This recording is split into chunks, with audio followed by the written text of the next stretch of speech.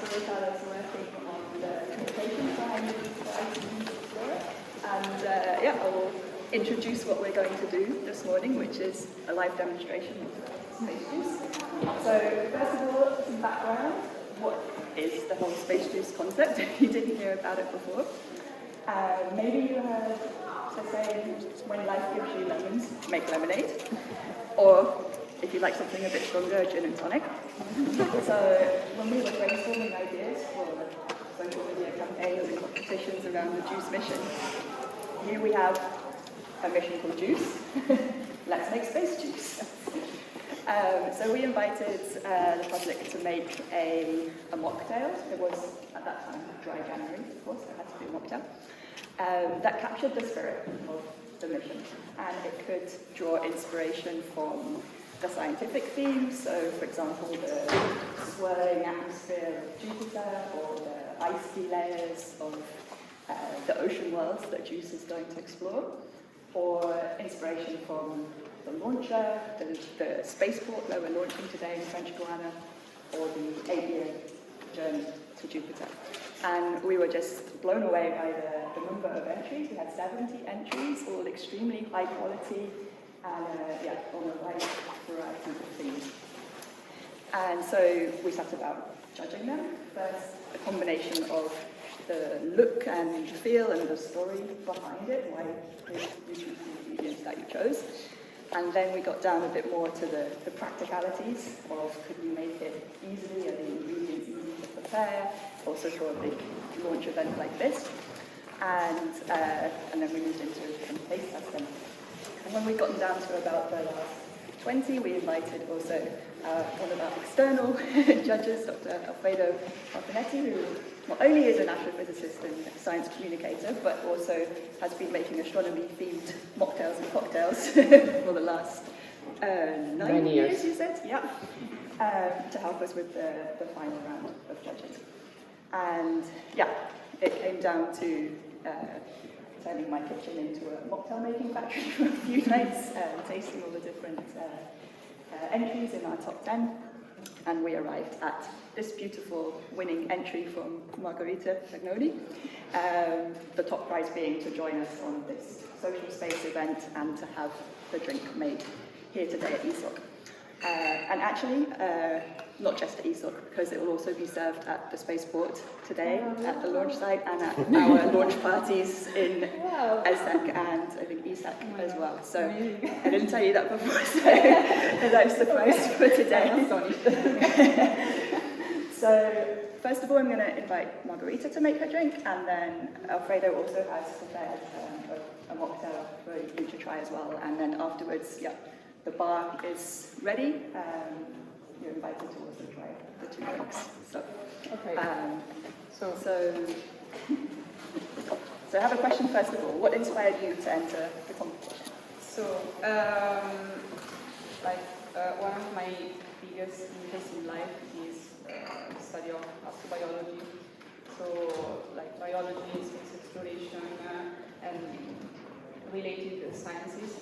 And when I first saw this contest, because I follow various pages for this passion, I follow various pages on social medias, of course also English pages, and I said, okay, wow, this contest is so amazing, and I really want to participate, but I was a bit worried because I have not so much experience in cocktail or mocktail making.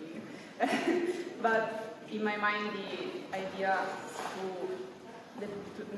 of the possibility to assist to this launch today and to be here to know the community here and all these amazing people and to be part of this was so strong, was so exciting that I said, okay, I put my doubts apart and I start to make trials for my cocktail, and then we are here. So yes, I was inspired by Europa, and I make the cocktail. Yeah, please go ahead. Let's talk through the ingredients. Glass.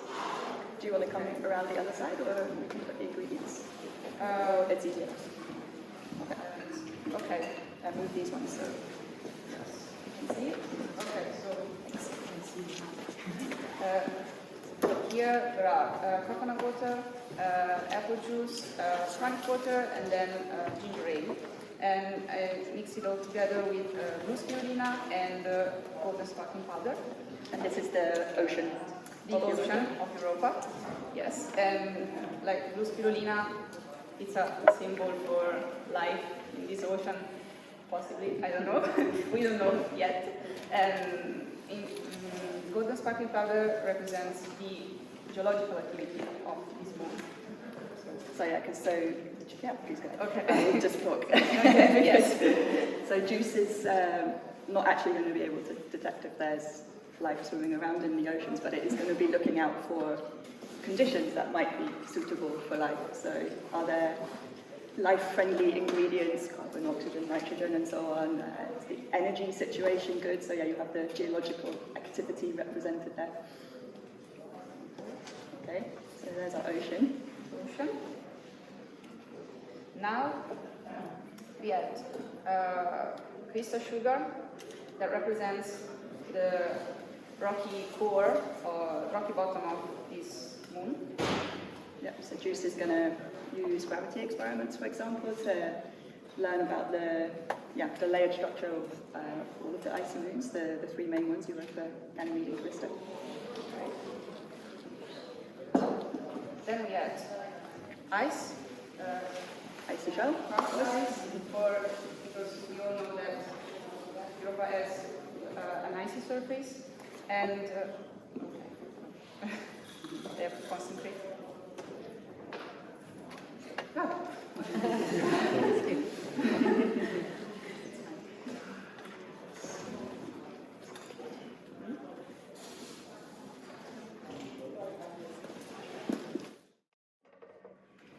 And we should have said also the flavours that we chose for the ocean Yes. were kind of a blend of European and tropical flavours. Yeah. So that was also a nice French Guiana, and yes. So to recreate the tongue cracks of the surface of Europa, I used cinnamon powder here, and I sprinkled cinnamon powder. Also, it's another tropical flavor. And then, the final touch, we add a stick with star anise. Okay, that so it's a bit Quite long the glass, but okay. Can you hold it up? The drink. Okay. So star anise means palm trees, also for Guyana.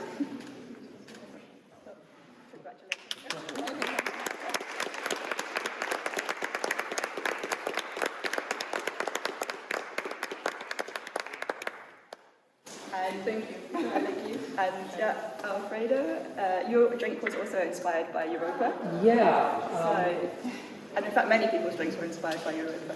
I would say that it's very complicated being inspired yet by Ganymede and Callisto. We know less, and this is why Juice is so exciting. And but also it's. I felt that it was a bit more complicated. Callisto has the oldest surface in the solar system, so I thought, interesting solution. I'm gonna freeze the top of a glass and somehow then get something inside. I'm like, okay, no, that's not gonna work to make it easy. Okay, we'll have to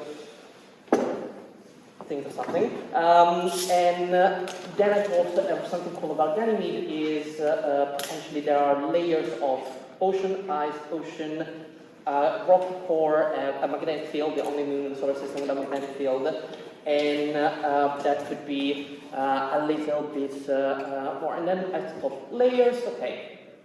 Europa most likely has some sort of layers, different densities, and that's how I come up with this cocktail, which is a layer cocktail. So mostly is we're going to have lemonade. The thing about layer cocktails is you want to have different densities, and so you want to make sure that there is different concentration of sugar between your different levels. To play with the trick, what I did was making my lemonade a little bit more sugary by adding some maple syrup, also maple syrup. So that came easy as a choice. And let's see if we can make it work like this. Another important thing is you want to make a good layer, you need to pour very, very slowly, so it goes on the side. Having a nozzle is ideal, but I couldn't fit the nozzle in this. So.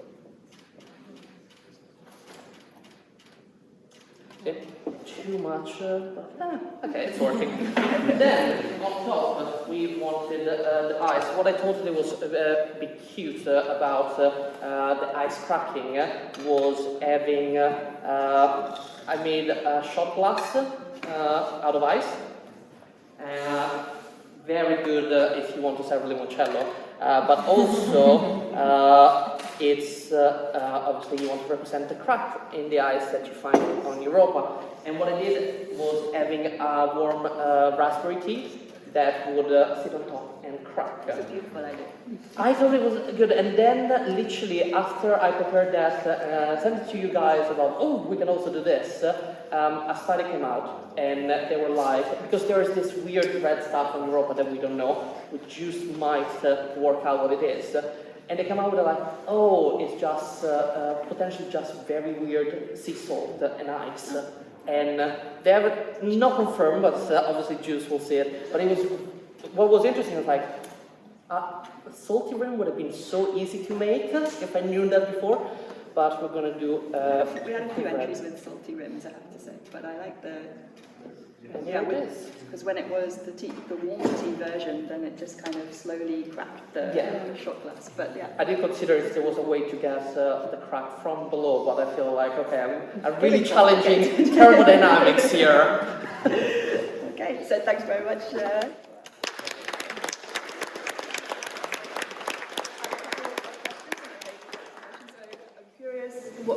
What inspired you to start making astronomy-themed mocktails and cocktails in the first place?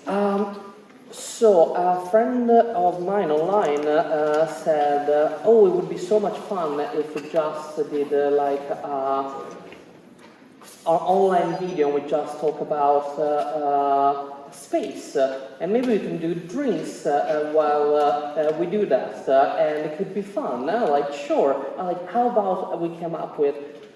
So, you see, the youth, 9 years ago, we thought it would be fun to have 8 shots theme after each planet. Logical. Logical. How much do you think we could speak about space after 8 shots each?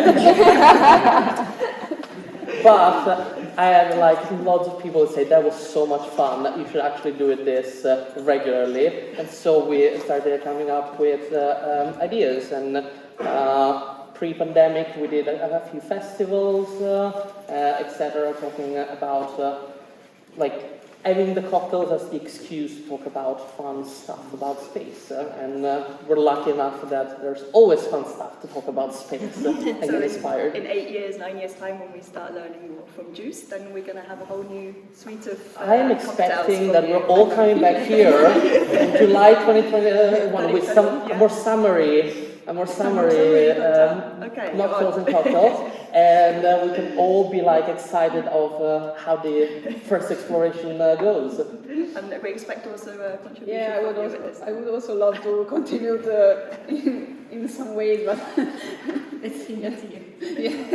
Does anyone else have any questions right now? If not, then feel free to come and try either of these drinks and ask them questions privately. We have almost 1 hour actually to chill out and relax here before the press briefing starts downstairs at 10:30.